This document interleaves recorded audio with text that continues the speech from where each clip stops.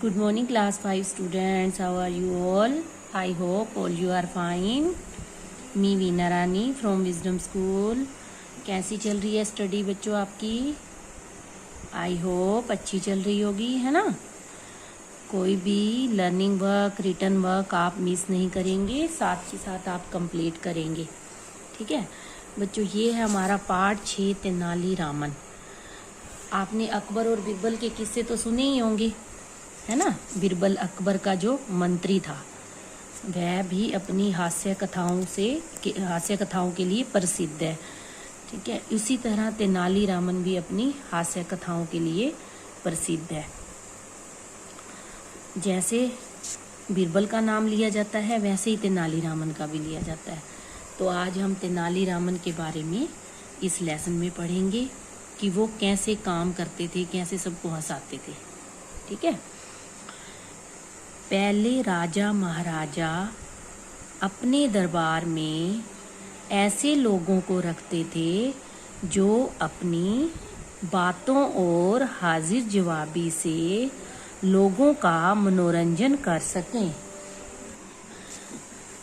है ना। तो पहले जो राजा महाराजा लोग होते थे ना, वो अपने दरबार में ऐसे लोगों को रखते थे जो अपनी बातों और हाजिर जवाबी तुरंत जवाब देना।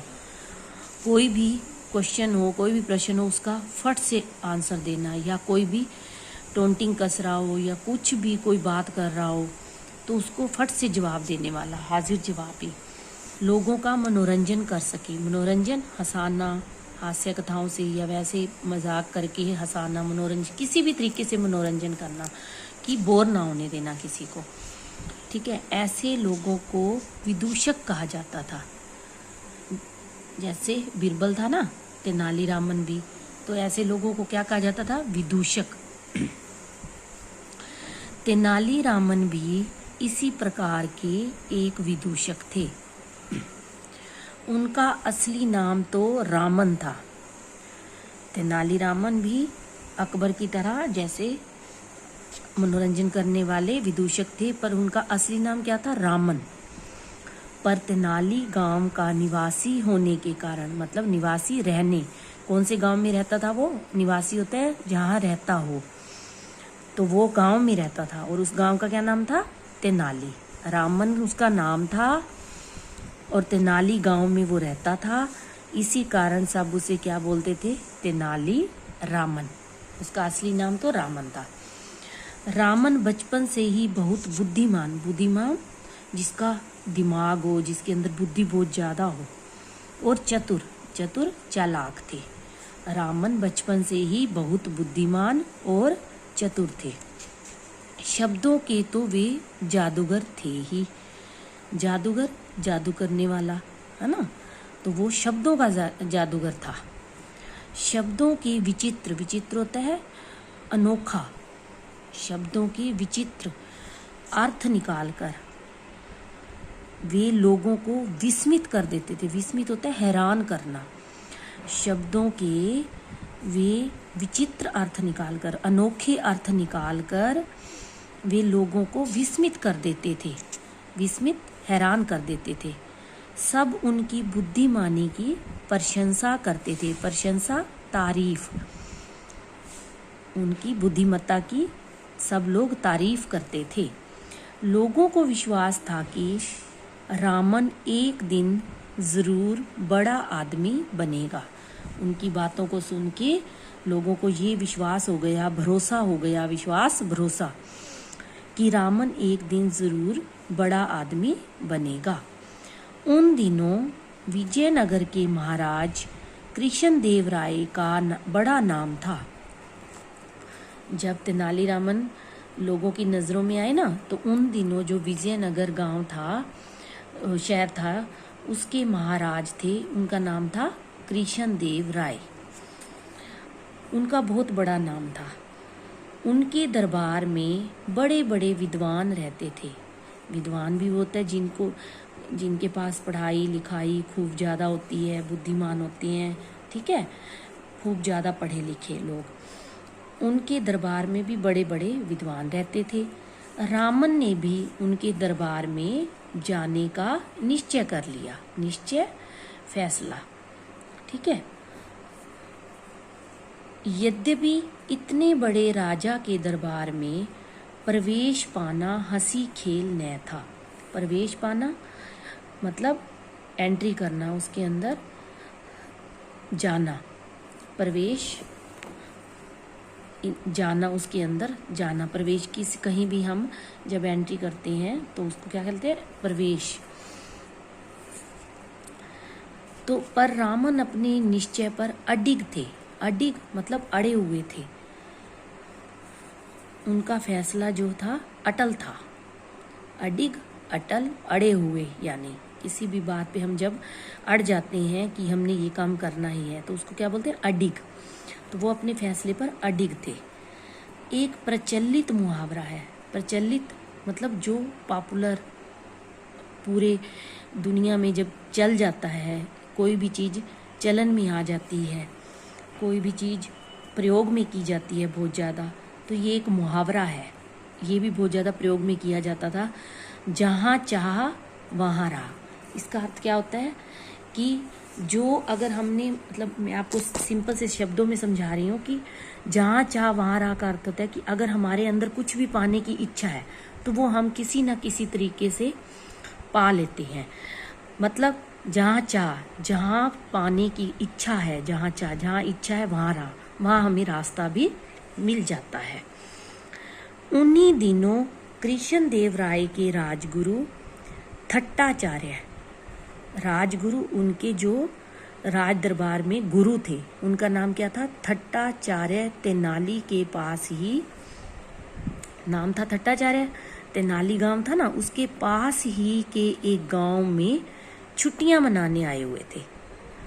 थट्टा राय जो कृष्ण देव राय के राज दरबार में गुरु थे, वो तेनाली गांव के पास ही एक गांव और था, वहाँ छुट्टियां मनाने आए हुए थे। उस दौरान रामन ने उनके पास रहकर उनकी खूब सेवा की। रामन ने अवसर देखकर एक दिन उनके सामने अपनी इच्छा प्रकट की।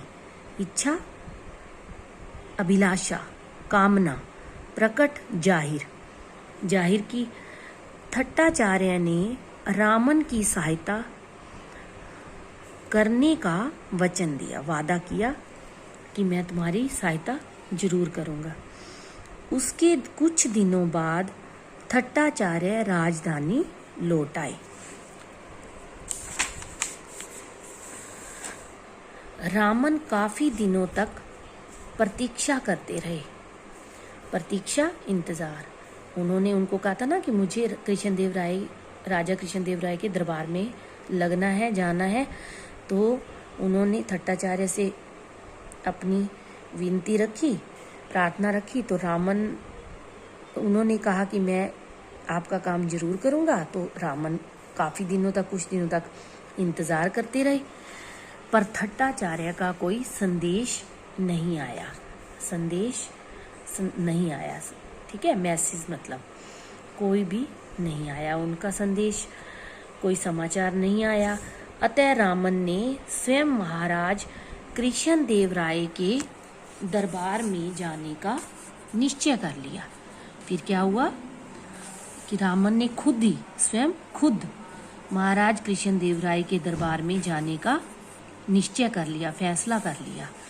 उन दिनों महाराज के कुछ विद्वानों की एक सभा बुलाई गई थी। महाराज जो थे, उनके जो कुछ विद्वान थे, उनकी एक सभा बुलाई, मतलब सबको आमंत्रित किया, इकट्ठे बिठाया। रामन भी इस सभा में जा पहुंचे, वो भी चले गए इस सभा में। सभा में वाद विवाद हो रहा था। वाद विवाद, तर्क वितर्क, मतलब आपस में बहस हो रही थी। एक विद्वान कह रहा था, हम संसार में नाना प्रकार की वस्तुएं देखते हैं, नाना अलग अलग प्रकार की वस्तुएं देखते हैं। जो विद्वानों की सभा थी ना, उनमें से एक विद्वान बोला कि हम इस संसार में अनेक प्रकार की वस्तुएं देखते हैं, पेड़ पौधे, पशु पक्षी आदि, बहुत ज़्यादा। आदि मतलब और भी उदाहरण है, लेकिन ये 2 उदाहरण दिए, बहुत सारी चीज़ें देखते हैं। पर ये सब ऐसी नहीं है जैसी दिखाई देती हैं। जैसी ये दिखने में होती है ना वैसी नहीं होती। वो विद्वान बोला, हम केवल इन्हें ऐसी मान लेते हैं। इस पर क्या हुआ, दूसरे विद्वान इस बात पर विचार कर ही रहे थे। जो बात उस पहले विद्वान ने बोली ना, तो दूसरे विद्वान, जो बाकी जो विद्वान बैठे हुए थे, वो सारे इस बात पर विचार कर रहे थे कि अचानक रामन खड़ा हो गया।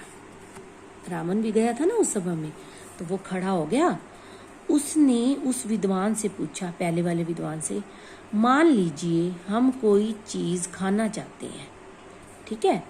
पहले वाले विद्वान को बोला कि मान लो हम कोई चीज खाना चाहते हैं, तो क्या केवल यह मान लेना ही काफी है कि हम वह चीज खा रहे हैं, कि सिर्फ मानने से ही काफी हो जाता है कि हम वो चीज खा रहे हैं? हाँ, विद्वान ने उत्तर दिया, उस पहले वाले विद्वान ने उत्तर दिया। अब तेनालीरामन ने कहा, भाइयों भोजन तैयार है, भाइयों भोजन तैयार है, आइए हम सब भोजन करने चले। पर ये महाशय यहाँ बैठे बैठे ही मान लेंगे कि इन्होंने भोजन कर लिया है, ठीक है ना। उसी बात का, उसकी ही बात का जवाब उसको दिया। उसने कहा कि मान लेने से हो जाता है कि हमने कुछ चीज खा ली, तो उन्होंने कहा आप बैठे रहिए, आप ये मान लीजिए कि आपने भोजन कर लिया है, इन्हें यहीं बैठा रहने दीजिए। तेनालीरामन ने दूसरे विद्वानों से कहा। रामन का इतना कहना था कि सब लोग खिलखिलाकर हंस पड़े, है ना। सभी लोग, हंसने वाली बात भी थी, सभी लोग हंसने लग गए। महाराज उसकी हाजिर जवाबी से इतने प्रसन्न हुए, महाराज जो कृष्णदेव राय थे वो उनकी तुरंत जवाब देने की आदत से इतने प्रसन्न हुए, खुश हुए, प्रसन्न खुश, कि उन्होंने उसे अपने दरबार में विदूषक का स्थान दे दिया, ठीक है। अब वे तेनालीरामन के नाम से प्रसिद्ध हो गए, प्रसिद्ध, मशहूर। एक दिन महाराज तेनालीरामन की किसी बात पर अप्रसन्न हो गए, अप्रसन्न, दुखी, खुश नहीं हुए वो महाराज तेनालीरामन की किसी बात पे। उन्होंने क्रुद्ध होकर, क्रुद्ध, क्रोधित, गुस्से होकर, उन्होंने क्रुद्ध होकर कहा, जाओ मुझे कभी अपना मुंह मत दिखाना। नाराज हो गई वो उससे, उनको कहते कि आप चले जाओ, मुझे अपना मुंह कभी मत दिखाना। अगले दिन तेनालीरामन अपने मुंह पर मुखौटा लगाकर दरबार में गए। मुखौटा मतलब कोई जो होता है वो आर्टिफिशियल, जो मुंह से बने हुए होते हैं ना, है ना, बाजारी, तो वो किसी और का मुखौटा लगाकर, ऐसे बाजारी मुख लगाकर, और दरबार में चले गए। उन्हें देखकर सब लोग हंसने लगे। महाराज ने देखा तो वे बड़े क्रुद्ध हुए, क्रुद्ध, क्रोधित, गुस्से हुए। उन्होंने सिपाहियों को आज्ञा दी, आज्ञा, अनुमति, है ना, ऑर्डर दिया, इसे ले जाओ और जेल में बंद कर दो। तेनालीरामन ने नम्रता से कहा, नम्रता प्यार से, प्यार वाले भाव से कहा, अपराध क्षमा हो महाराज, कि मेरा जो गुनाह है, अपराध है, वो क्षमा हो, मुझे मेरा गुनाह माफ किया जाए। मैंने तो आपकी आज्ञा का ही पालन किया है। आपने मुझे कहा था ना कि मुझे अपना मुंह मत दिखाना, इसलिए मैं मुखौटा लगाकर आ गया। मैंने तो आपकी आज्ञा का पालन किया है। मैं तो अपने मुंह पर नकली चेहरा लगाकर आया हूँ, है ना। मैं अपने मुंह पर मुखौटा लगाकर आया हूँ, नकली चेहरा लगाकर आया हूँ। आपको अपना मुंह नहीं दिखाना ना मैंने, लेकिन दूसरा मुंह लगाकर तो आ सकता हूँ ताकि आपको मेरा मुंह न दिखाई दे। यह सुनकर महाराज का गुस्सा उतर गया और वे हंसने लगे। तेनालीरामन के विषय में अनेक कहानियां प्रचलित है। प्रचलित जो लोगों के बीच में फैली होती हैं बातें या कहानियां, तो उसको क्या बोलते हैं, प्रचलित, चलन में हो जो चीज़। तो तेनालीरामन विषय बारे में, तेनालीरामन के विषय में बहुत सारी कहानियां प्रचलित हैं। एक बार की बात है, महाराजा कृष्णदेव राय अपनी प्रजा का हाल जानने के लिए, प्रजा क्या होता है, जिस राज्य में जो सारे लोग होते हैं, उसको क्या बोलते हैं, प्रजा। तो उसका हाल जानने के लिए, समाचार जानने के लिए राज्य के विभिन्न भागों में जाना चाहते थे, विभिन्न अलग अलग भागों में वे जाना चाहते थे। सभी दरबारी चाह रहे थे कि महाराज उन गांवों में जाएं जिनकी दशा अच्छी नहीं है। सभी दरबारी क्या चाहते थे कि महाराज उन गांवों में जाएं जिनकी दशा अच्छी नहीं है, जिनकी हालत अच्छी नहीं है, या उनके गांवों में जाएं। या वो दरबारी जो थे वो चाहते थे या तो हमारे गांवों में जाएं या उन गांवों में जाएं जिनकी हालत अच्छी नहीं है। इससे उनके गांव की मदद हो जाएगी, मदद, सहायता, और गांव वालों पर उनका रोब भी पड़ जाएगा कि हमारे गांव में महाराज आए हैं। रोब, अकड़। एक मंत्री बोला, महाराज इस बार आप मेरे गांव चलिए। ठीक है, तो महाराज सोचने लगे कि आखिर किस गांव में जाया जाए। उन्होंने तेनालीरामन की ओर देखा, उन्होंने तेनालीरामन की तरफ देखा और तेनालीरामन ने क्या कहा, महाराज आपका हाथी जिधर ले जाए उधर ही जाइए। तेनालीरामन की बात सुनकर सभी को बड़ा आश्चर्य हुआ, हैरानी हुई। आश्चर्य, हैरानी। दूसरे दिन महाराज हाथी पर सवार होकर चल दिए। कुछ और लोग भी साथ थे, है ना। तो तेनालीरामन की बात सुनकर सभी को हैरानी हुई, परंतु दूसरे दिन महाराज हाथी पर सवार होकर चल पड़े। कुछ लोग और भी साथ थे उनके। चलते चलते हाथी ऐसी जगह पहुंचा जहाँ के लोग बहुत गरीब थे। अब हाथी कहाँ पहुंचा, जहाँ लोग बहुत गरीब थे। उनकी हालत देखकर महाराज बहुत दुखी हुए। वे बोले, हमें मालूम न था, हमें पता न था कि हमारे राज्य में इतने निर्धन लोग भी रहते हैं, निर्धन गरीब लोग। हाथी हमें बिल्कुल सही स्थान पर लाया है, हमें सही जगह पर लेकर आया। स्थान, जगह। इन्हें वास्तव में हमारी सहायता की आवश्यकता है, कि इन लोगों को वास्तव में हमारी मदद की जरूरत है। महाराज की बात सुनते ही महावत ने अपनी चादर उतार फेंकी। महावत कौन होता है, जो हाथी को चलाता है, हाथी को चलाने वाला। तो इस पर क्या हुआ कि महाराज की बात सुनकर महावत ने अपनी चादर उतार फेंकी। उसने चादर पहनी हुई थी ना, ये देखो, तो उसने उतार दी। तेनालीरामन को सामने देखकर सब चकित रह गए। तेनालीरामन को जब उन्होंने देखा कि वो जिसने चादर उतारी थी वो कौन था, तेनालीरामन, उसको देखकर सब हैरान हो गए। महाराज मुस्कुराकर बोले, अच्छा तो हाथी को तुम यहाँ लाए थे।